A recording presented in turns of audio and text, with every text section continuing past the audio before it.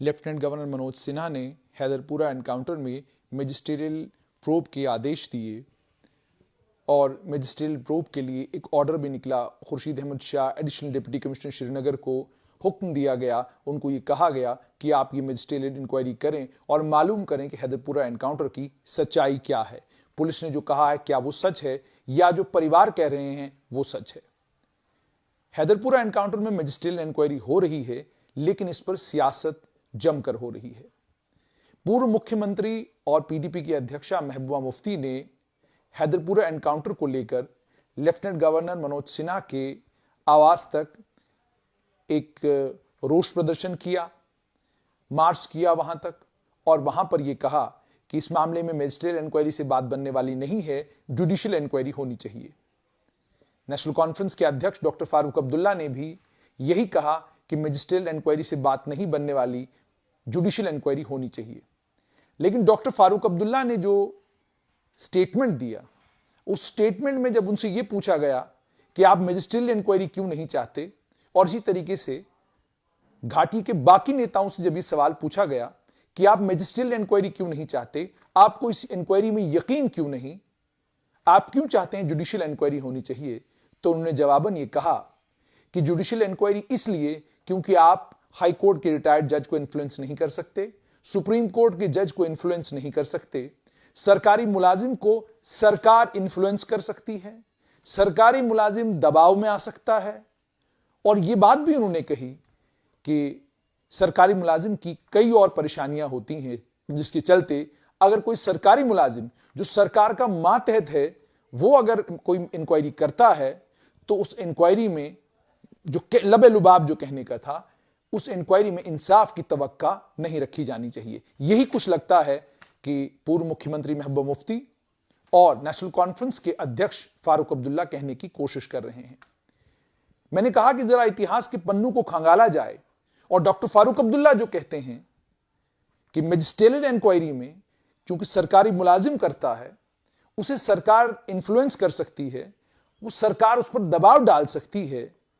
Doctor Farooq Abdullah ने जब ये बात कही तो मेरी नजर पड़ी कि 2009-10 की दहाई में जब जम्मू कश्मीर में नेशनल कॉन्फ्रेंस कांग्रेस की कोलिशन गवर्नमेंट थी, 13 मैजिस्ट्रियल इंक्वायरियां ऑर्डर की गई 2009-10 में ह्यूमन राइट्स वायलेशंस को लेकर, इंसानी हुकूक की पामाली को लेकर 13 मैजिस्ट्रियल इंक्वायरियां ऑर्डर की।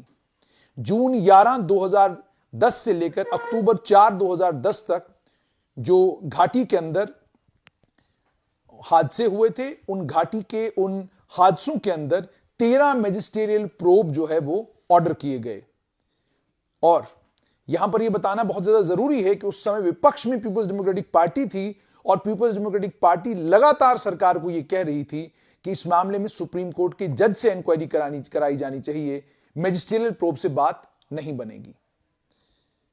डॉक्टर फारूक अब्दुल्ला ने इससे पहले, आपको याद होगा, और याद इसलिए भी कराना जरूरी है क्योंकि उस मामले में, वो मामला इस समय कोर्ट में है, कोर्ट में जो कुछ चल रहा है उस पर मैं बात नहीं करूंगा, लेकिन आपको याद होगा 5 अगस्त 2018 सुबह सुबह एक खबर आई थी कि डॉक्टर फारूक अब्दुल्ला के निवास, भटिंडी निवास पर एक युवक गाड़ी लेकर अंदर चला गया। पहला समाचार जब आया तो उस युवक को आतंकी बताया गया और बाद में जैसे जैसे तथ्य सामने आते गए तो पता चला कि वो एक आम युवक था। और डॉक्टर फारूक अब्दुल्ला के निवास में कैसे पहुंचा, क्या हुआ, वो सारे का सारा मामला संदेह के घेरे में था। उसके परिवार के लोगों ने गुहार लगाई। मैं बात कर रहा हूं सैयद मुरफाद शाह की। उसके परिवार के लोगों ने गुहार लगाई, उन लोगों ने इंसाफ की मांग की। Jammu Kashmir high court bar association Jammu भी उसमें उतर आया। उन्होंने कहा इसमें इंसाफ होना चाहिए, इंक्वायरी होनी चाहिए, सत्य का पता चलना चाहिए।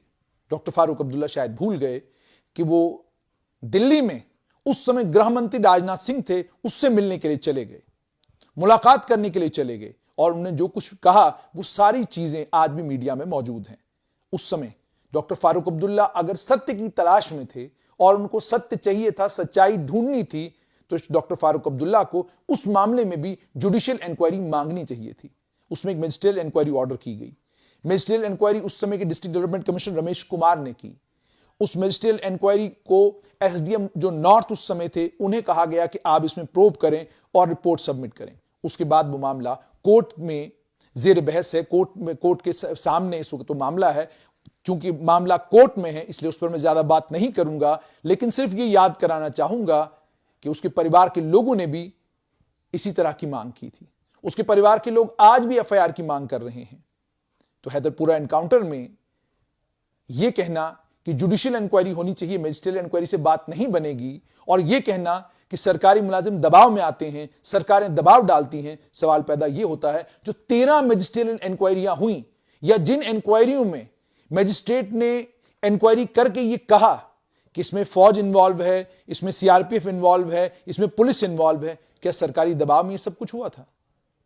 क्या सरकार ने दबाव डाला था मजिस्ट्रेट के ऊपर कि आप जब अपनी इंक्वायरी रिपोर्ट तैयार करें, उस इंक्वायरी रिपोर्ट में आपको दिखाना है कि सीआरपीएफ ने गलती की है, आपको दिखाना है कि जम्मू कश्मीर पुलिस ने गलती की है, आपको दिखाना है कि आर्मी ने गलती की है? क्या पिछली सरकारें इस तरीके से काम करती थी? क्या 2009-10 की दहाई में नेशनल कॉन्फ्रेंस कांग्रेस सरकार इस तरीके से काम कर रही थी? क्या सरकारें वाकई मजिस्ट्रेटों के ऊपर दबाव डालती हैं? और अगर दबाव डालती हैं और दबाव का पता डॉक्टर फारूक अब्दुल्ला, पूर्व मुख्यमंत्री और इस समय नेशनल कॉन्फ्रेंस के अध्यक्ष हैं, और डॉक्टर फारूक अब्दुल्ला के पुत्र उमर अब्दुल्ला मुख्यमंत्री जम्मू कश्मीर के रह चुके हैं, 2009-10 में वही मुख्यमंत्री थे, तो क्या उस समय मजिस्ट्रेटों के ऊपर यह दबाव होता था? सवाल। और उसके बाद थोड़ा सा अगर और आगे बढ़ते हैं, जनवरी 2, 2012 एडीसी बारामुल्ला मंजूर कादरी को यह जिम्मेदारी दी गई।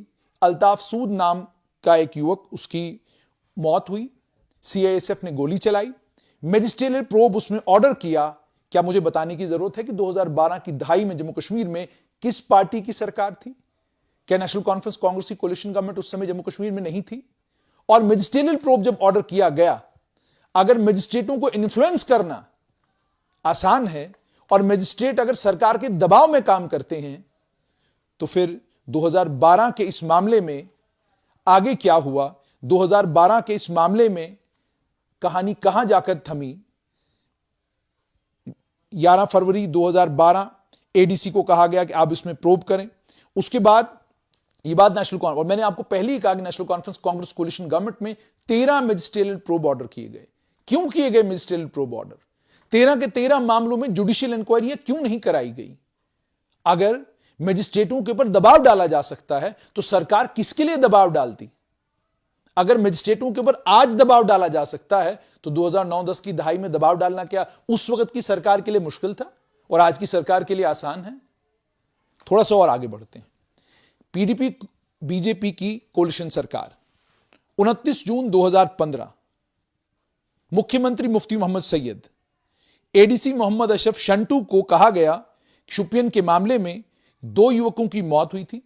पुलिस और सीआरपीएफ ने वहां पर फायरिंग का एक मामला हुआ था, उसमें 2 युवकों की मौत हुई और एडीसी मोहम्मद अशरफ शंटू को कहा गया आप प्रोब करिए। उसके बाद 18 अप्रैल 2015 एक और एडिशनल डिप्टी कमिश्नर ने इंक्वायरी की। उसके बाद थोड़ा सा और आगे बात बढ़ाते हैं। अगस्त 24, 2017 पूर्व मुख्यमंत्री महबूबा मुफ्ती और पीडीपी की अध्यक्षा महबूबा मुफ्ती खुद मुख्यमंत्री थी, उन्होंने भी मजिस्ट्रियल प्रोब, एक युवक की मौत हिंदवाड़ा में हुई, युवक का नाम शाहिद बशीर मीर, उसमें भी मजिस्ट्रियल प्रोब ऑर्डर किया गया। डीसी कुपवाड़ा ने मजिस्ट्रियल प्रोब ऑर्डर किया, शुपियन, हिंदवाड़ा, कुपवाड़ा, और उसके अलावा मैंने आपको 13 मजिस्ट्रियल इंक्वायरीज की और बात बताई।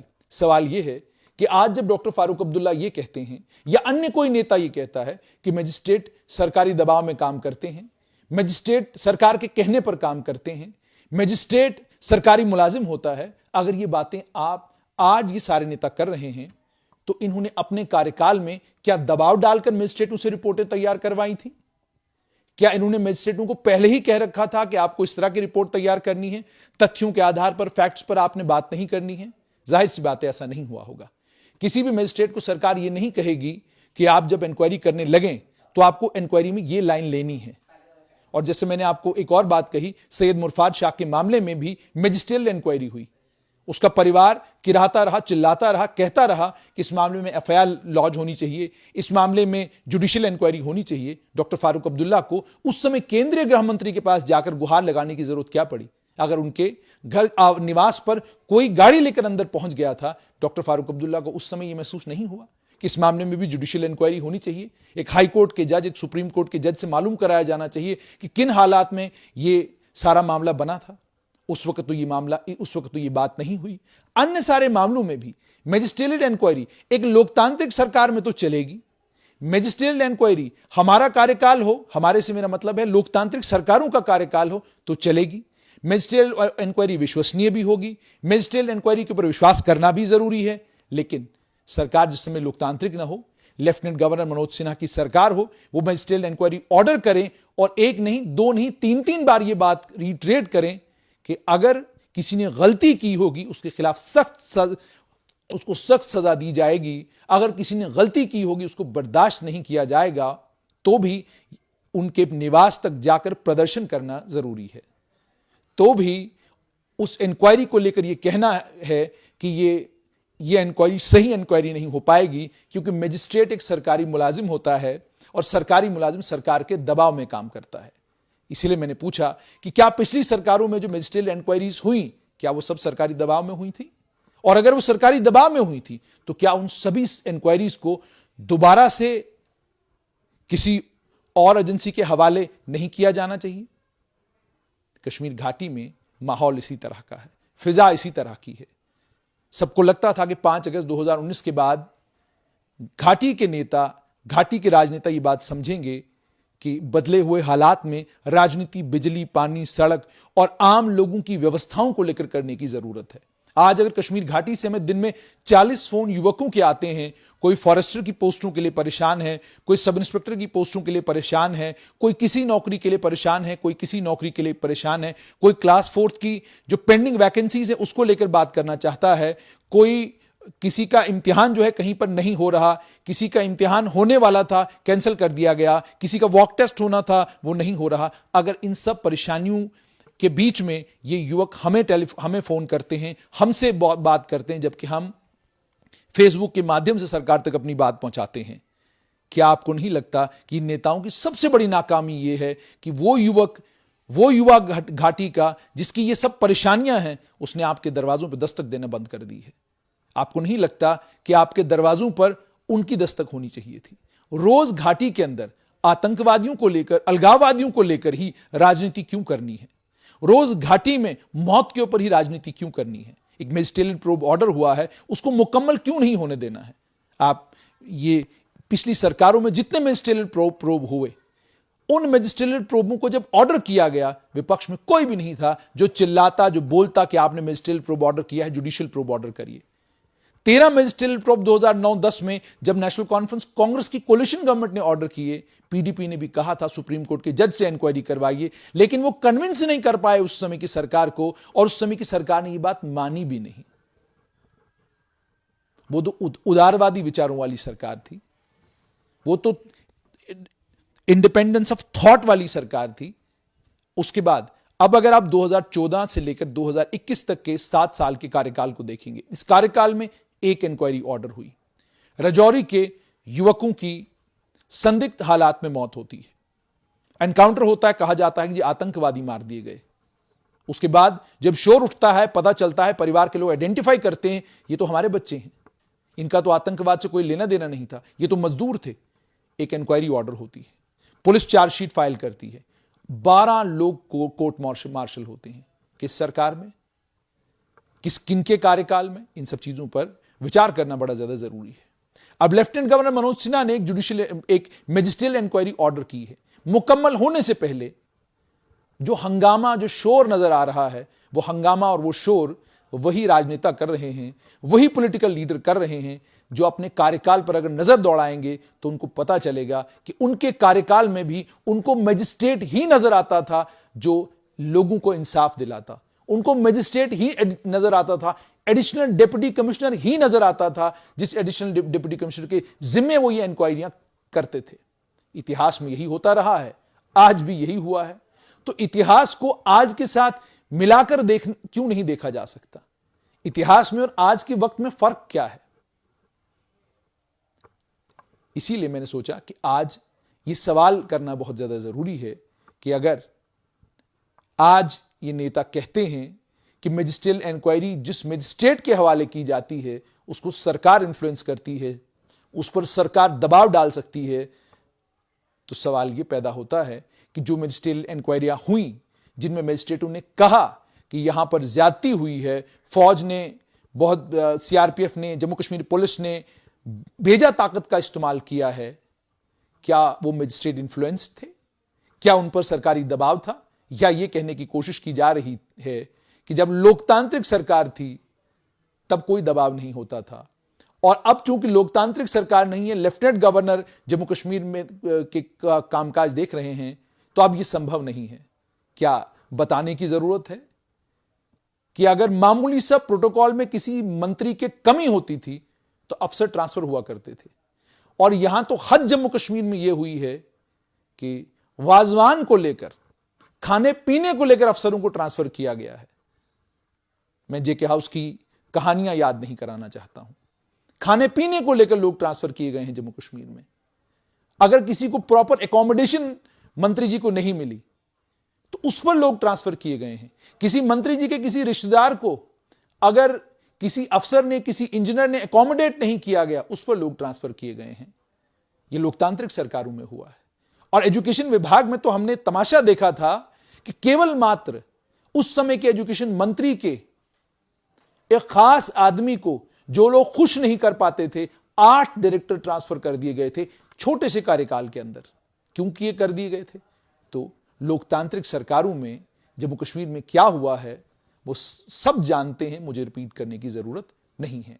उम्मीद और तवक्का ये कि हैदरपुरा एनकाउंटर में जो मैजिस्ट्रियल इंक्वायरी ऑर्डर की गई है और जो लेफ्टिनेंट गवर्नर मनोज सिन्हा ने बात की है कि अगर किसी की गलती होगी उसको बख्शा नहीं जाएगा। हैदरपुरा एनकाउंटर की मैजिस्ट्रियल इंक्वायरी की रिपोर्ट जब भी आती है, उस रिपोर्ट में अगर किसी की भी और इशारा किया गया, सरकार अगर उसके खिलाफ एग्जेम्पलरी एक्शन लेगी, ये जम्मू कश्मीर में और खासकर कश्मीर घाटी में एक बहुत बड़ा कॉन्फिडेंस बिल्डिंग मेजर साबित होगा।